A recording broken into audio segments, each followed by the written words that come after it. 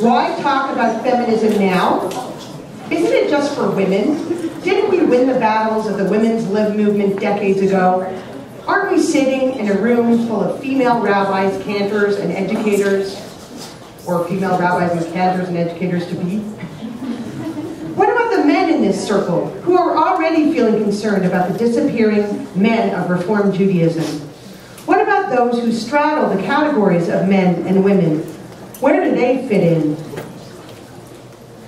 Why talk about feminism now? Because the work is not done. Women can continue to earn less than men. Recent CCAR data show that Reform women rabbis make as much as $43,000 less than male rabbis. Why talk about feminism to a group that includes so many men?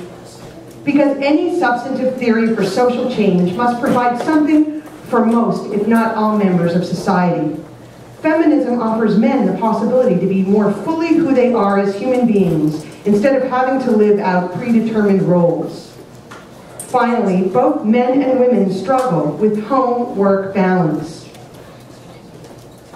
The following presentation, prepared in collaboration with Drs. Gail Reamer and Judith Rosenbaum of the Jewish Women's Archive in Boston, aims to introduce the central themes of feminism and how it has served as a catalyst for ongoing social change in all sectors of our community.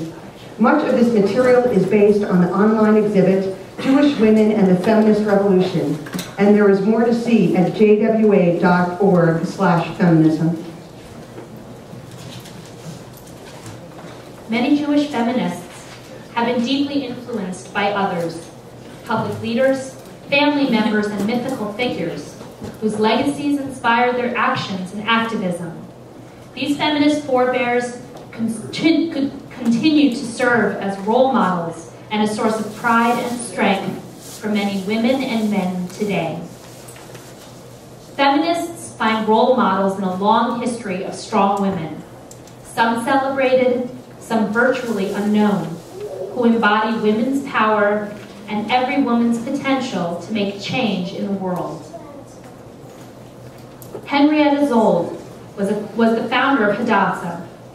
She had 7 sisters and no brothers. When her mother died, Chaim Peretz, a man well known for his community-spirited endeavors, offered to say the Kaddish on her family's behalf. Zold responded with thanks, but said, "It is impossible for me to find words in which to tell you how deeply I was touched by your offer to act as Kaddish for my dear mother.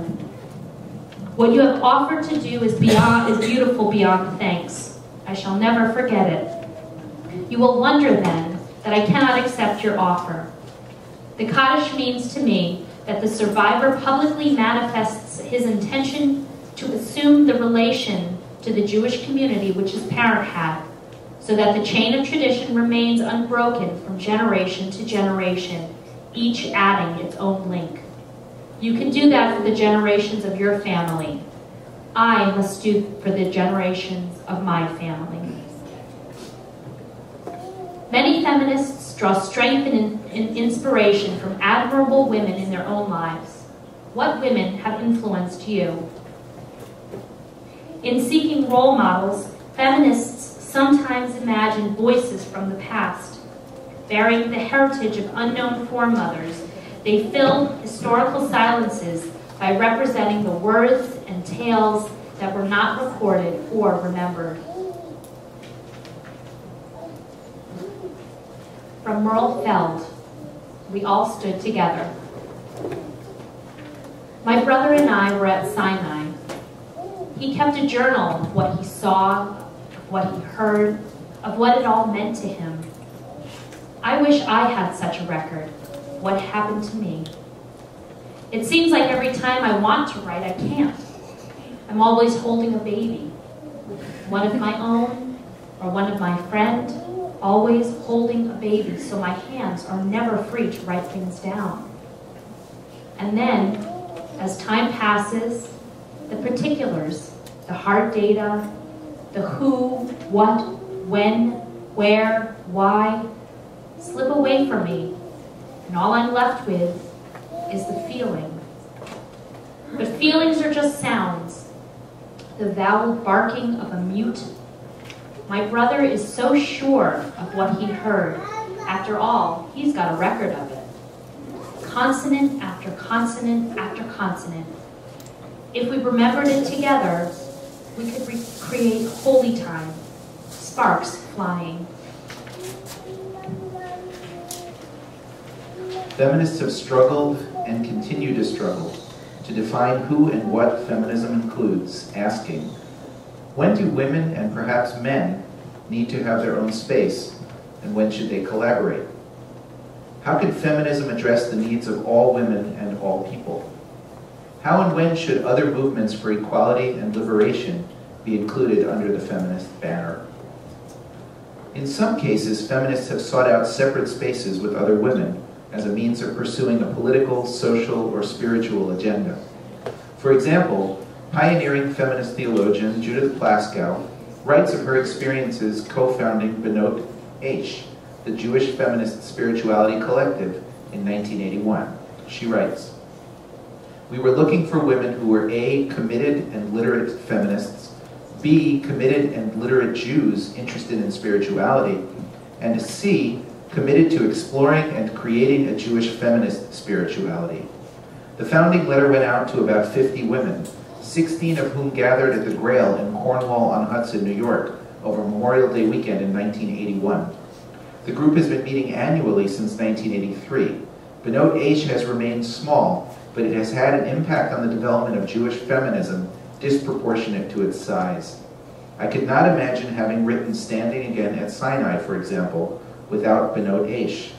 In many ways, Benot H has provided a model for how separatist feminist spaces can generate ideas and energy that spill over into a larger community." Almost from the very beginning, however, Jewish feminists have recognized the importance of collaboration with men. For example, the first National Jewish Conference on Women took place in 1973. A year later, the second conference was renamed the National Conference on Women and Men. More recently, in 2009 and 2010, Lilith, the Jewish feminist magazine, dedicated 2 separate issues to matters pertaining to men and American boys in American Jewish life.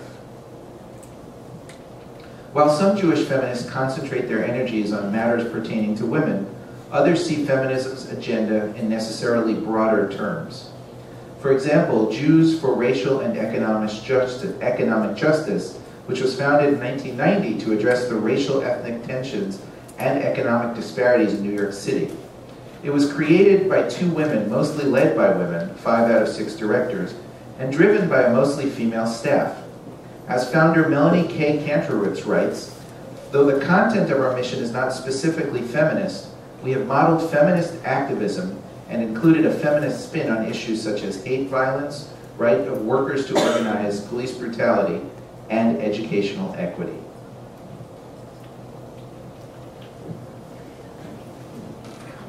For many women, the discovery of feminism was an awakening, a moment of exhilaration in which they created a new language to express their perceptions, experiences, frustrations, dreams, and self-understanding. Many discovered feminism in a flash of insight that forever changed how they perceived themselves and everything around them. Through feminism, Jewish women found a way to move from silence to voice. Betty Friedan.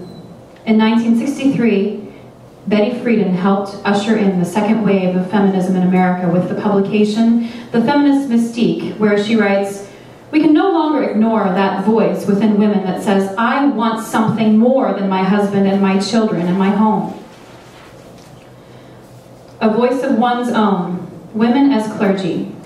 Empowered by the work of feminists such as Friedan and others, Jewish feminists began to find their voices as synagogue leaders and clergy members. Rabbi Sally J. Prysand. Deeply spiritual and committed to Reform Judaism, Sally Prysand set her sights on becoming a rabbi long before an emerging women's liberation movement raised anew the call for women's access to traditionally male professions. Upon graduation from the University of Cincinnati in 1968, she was admitted to HUC-JIR's rabbinic school. Media attention swelled to a crescendo as she approached her ordination, with headlines such as one which reported in 1964, "Girl sets her goal to be first woman rabbi." Quickly, Price-Ann found herself standing before a wide spectrum of Jewish women as a symbol of the emerging feminism they were just then confronting. On June 3rd, 1972, at the age of 26, she became the first female ordained rabbi in America. First invested woman cantor. Barbara Ostfeld Horowitz showed an early interest in Jewish music and was active as a youngster in Reform Temple activities. After high school in Oak Park, Illinois, she came to New York, applied, and was accepted for cantorial training at the School of Sacred Music. In 1975, she became the first woman to be invested as a female cantor, a landmark event. By 1995, when she received a special 20-year honorary award at HUC-JIR graduation services, 94 other women cantors had graduated from the School of Sacred Music. Reflecting upon her chosen profession, Ostfeld Horowitz writes, "Women cantors have altered the way in which prayer is offered, heard, and received." In 1972, Debbie Friedman released her first record, Sing Unto God, bringing about a revolution in Jewish liturgical music. We have to reframe things so that women's voices are heard. The world is not but a woman of iron fortune has. She's living in her life to victory. For us and for a life and a fight, you are standing right by my side. Before the prophet, before the father, it is right, all right, all right.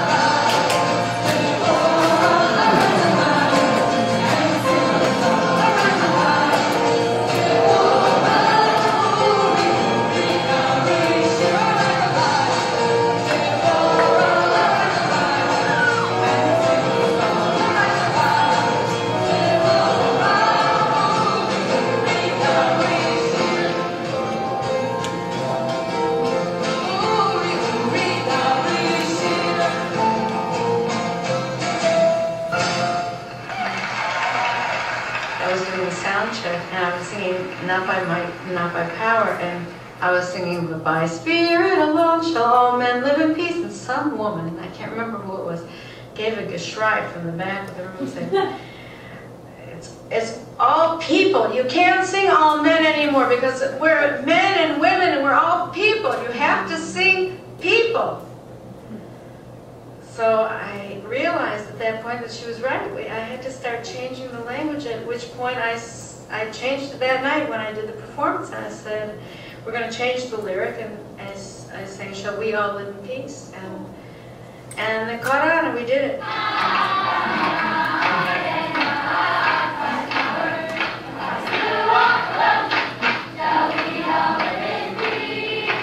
From that point on, I changed all of my language. Mary and the prophet took her shoulder in her hand, and all the women followed her just as she had planned. She raised her voice and song she sang with praise and might. We've just lived through one miracle. We're going to dance tonight. So I really want you to sing it. And now we're dancing with the tune from the Bible. Mary and the song. Praise and song, the one we will tell. We're not the women carrying us all night long.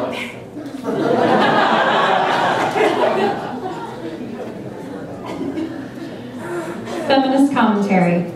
Jewish feminism has helped bring so many new voices to the enterprise of Torah study and commentary. In 2007, HUC-JIR faculty members Tamara Ashkenazi and Andrea Weiss published The Torah, a women's commentary, a first synagogue Bible commentary produced by women that features more than 200 women's contributions across the Jewish denominations. The enterprise of broadening the reach of traditional commentary to include new and previously silent voices has quickly spread, including a multi-volume feminist commentary on the Talmud, as well as a new queer and men's commentaries on the Torah.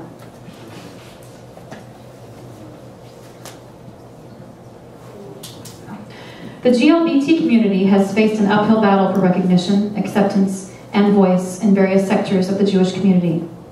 Recently, the New York tabloids were abuzz with the story of Professor Joy Layden, an English professor at Yeshiva University's Stern College for Women. Layden was born J. Layden, and when she told university officials that she was transitioning to become a woman, she was put on indefinite leave. The decision was revoked after Layden's lawyers sent a letter to the school. Layden has become a proud transgender voice in the Jewish community. This past year, she published her memoir, Through the Door of Life, a chronicle of her struggle to make this transition.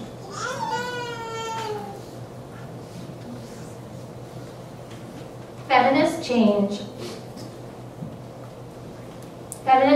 often requires a confrontation with powerful institutions, from the government to the medical establishment to the synagogue to institutionalized notions of God. Feminists have had to challenge assumptions, expectations, and rules. Some have changed these institutions from the outside, others from within.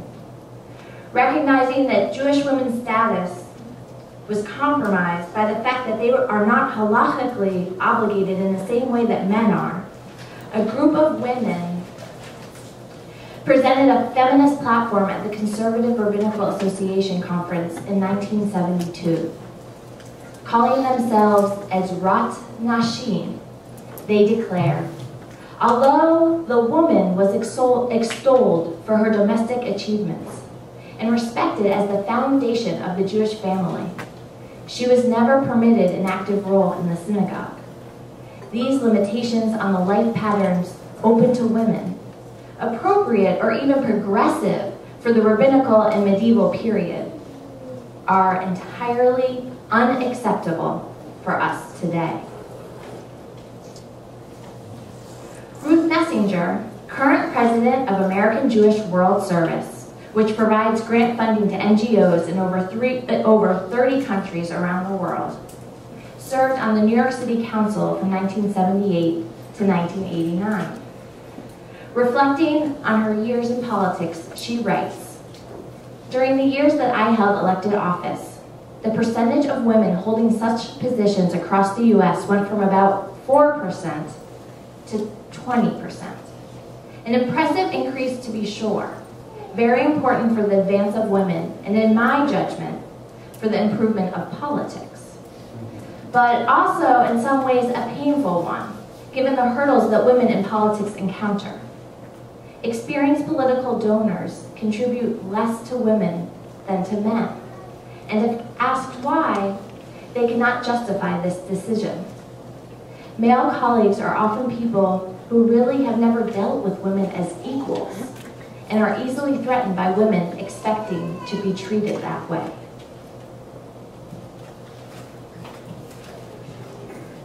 The recent past has seen an amazing breakthrough, recognizing the power of God's talk to educate and shape our lives.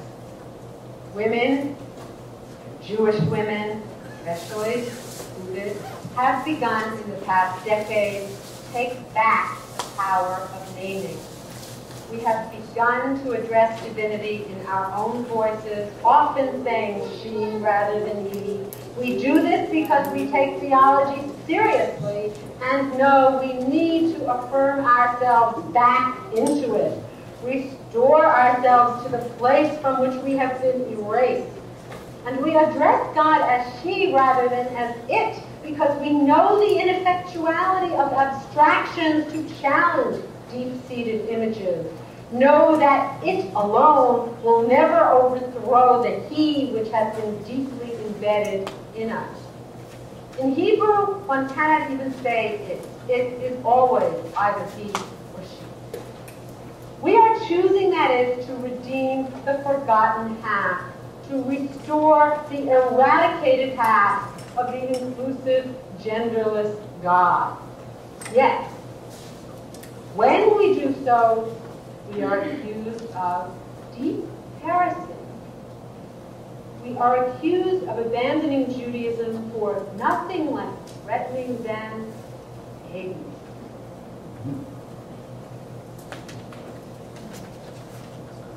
Most of our past has been dominated by a perspective that separates the public sphere from the private sphere. From this perspective, the world changes because of the significant actions and decisions of public figures, while the internal world of the home remains segregated from the affairs of the outside. This view bifurcates human experience into dichotomies of domestic and public, or personal and political. Feminism instructs us in an alternate way to look at the history. The phrase, "the personal is political," coined by Carol Hanisch in her 1969 article of the same name, suggests that the domestic sphere and the public sphere are integrally related. It is not the case that individuals, mostly men, in positions of public authority simply make decisions that change the world. Moreover, the ideas of those active in the public sphere do not appear out of nowhere. They are nurtured and cultivated in a private space. For example, the 1902 kosher meat boycotts. One clear example of the relationship between the private and the public spheres is the 1902 kosher meat boycotts in New York City. You see, as Jewish immigrants poured into New York City in the latter decades of the 19th century, food prices were of serious concern and frequent tension. In May of 1902, the price of kosher meat jumped 50%, sparking an outcry and massive protests by Jewish women.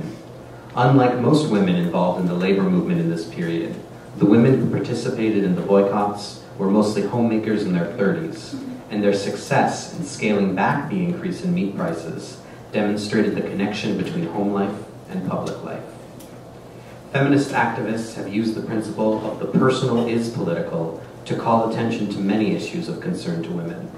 For example, the Boston Women's Health Collective published in 1970, Our Bodies, Ourselves, a guide to women about female anatomy and medicine. This publication educated women about their own bodies, empowering them to take charge of their physical health and to reduce their dependency on the male-dominated medical field. Another focus of feminism, following the principle of the personal is political, is the value of work in the home. Alex Cates Schulman's A Marriage Agreement proposed an egalitarian model of housework in which Kate Schulman and her husband split childcare and housework 50-50. Kate Schulman emphasized the intensity of housework, putting it on equal footing with work outside the home, more commonly associated with men. And this conversation about the value of work inside the home and outside the home continues to this day. Anne-Marie Slaughter, great name, recently published a controversial article in The Atlantic suggesting that women cannot really have it all, not so long as they continue to bear a disproportionate burden of home and child-rearing work. What does feminism mean to all of you? What do you see as the themes and questions for the future?